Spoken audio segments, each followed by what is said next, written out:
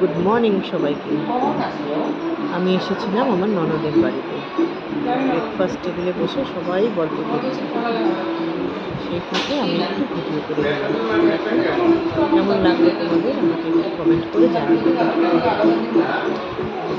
ব্রেকফাস্টে অনেক কিছুই ছিল, দই বড়া ছিল, তারপর ছিল হচ্ছে তারপর ছিল তোমার মিষ্টি, আরও অনেক অনেক কিছু ছিল। এখানে বসে রয়েছে আমাদের দাদারা, হাজব্যান্ড, একটা পুচকি এসেছিল, সে সবাই বসে রয়েছে এখানে। আমরা খাওয়ার টেবিলে একটু গল্প করছি, তাই ভাবলাম এই ফাঁকে একটু ভিডিও করে ফেলি। তোমাদের কেমন লাগলো আমাকে একটু জানিও। টাটা। অবস্থা